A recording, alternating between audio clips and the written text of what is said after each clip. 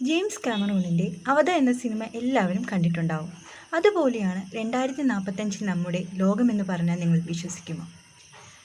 Dinosaurs തിരിച്ചു വരുമെന്ന് പറഞ്ഞാൽ എന്തായിരിക്കും അവസ്ഥ? ഇതെല്ലാം 2045ഓടുകൂടി നടക്കാൻ പോവുകയാണ്. Welcome to my channel. This is Neeth Unnikrishnan.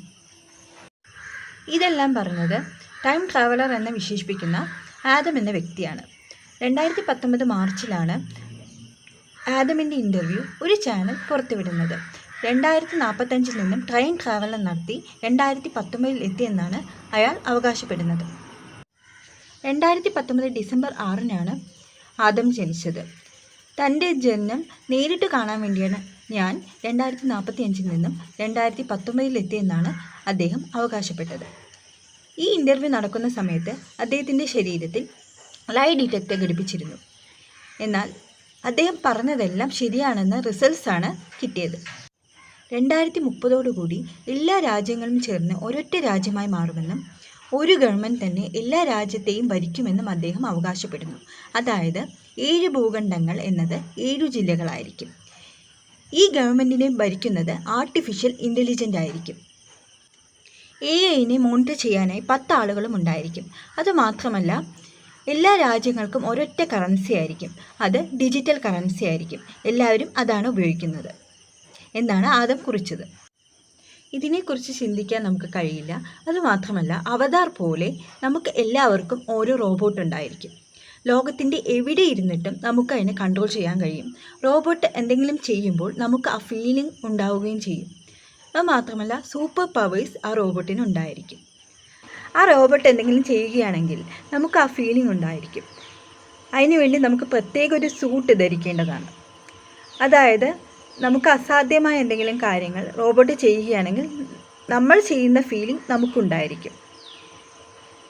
ഇത് നമുക്കൊന്നും ചിന്തിക്കാൻ കഴിയില്ല.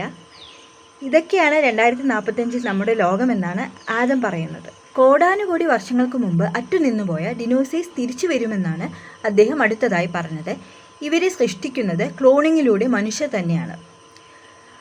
അതുമാത്രമല്ല 2028ഓടുകൂടി ഏലിയൻസും മനുഷ്യരും കണ്ടുമുട്ടുമെന്നാണ് ആദം കുറിക്കുന്നത്. ഇവർ വരുന്നത് ആകാശത്തു നിന്നല്ല, എവിടെ നിന്നാണ് വരുന്നതെന്ന് ചോദിച്ചപ്പോൾ അതിനെക്കുറിച്ച് Adam വെളിപ്പെടുത്തിയില്ല.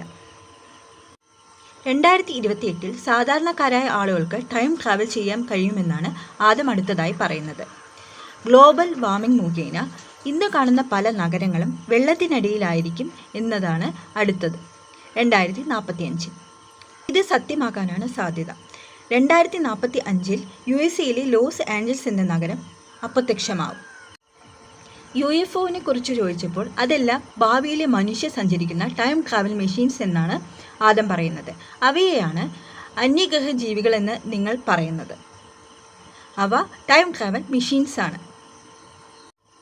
Martin Luther കിങ്ങിൻ്റെ ചെറുമകൾ 2045 US president ആകുമെന്നാണ് അദ്ദേഹം അടുത്തതായി പറയുന്നത്. നിലവിൽ 10 വയസ്സുള്ള ആ കുട്ടി USA-യുടെ ചരിത്രത്തിലെ ഏറ്റവും വലിയ പ്രസിഡന്റ് ആകുമെന്നും അദ്ദേഹം കുറിക്കുന്നു. ആദം പറഞ്ഞ കാര്യങ്ങളെല്ലാം സത്യമാവാനാണ് സാധ്യത. ഭാവിയിൽ നമുക്ക് ടൈം ട്രാവൽ ചെയ്യാനുള്ള ഏതെങ്കിലും മെഷീൻസ് നമ്മൾ കണ്ടെത്തും. അതിലൂടെ നമുക്ക് ഭാവിയിലോട്ടും ഭൂതകാലത്തോട്ടും നമുക്ക് സഞ്ചരിക്കാൻ സാധിക്കും എന്നതാണ് ഞാൻ വിശ്വസിക്കുന്നത്. ഹാർവാർഡ് യൂണിവേഴ്സിറ്റിയിലെ ശാസ്ത്രജ്ഞർ പറയുന്നത് ഏലിയൻസ് നമുക്കിടയിൽ തന്നെ ജീവിക്കുന്നുണ്ട് എന്നതാണ്. ഇതിനെക്കുറിച്ചുള്ള വീഡിയോസ് നിങ്ങൾക്ക് വരും ദിവസങ്ങളിൽ എൻ്റെ ചാനലിലൂടെ പ്രതീക്ഷിക്കാവുന്നതാണ്.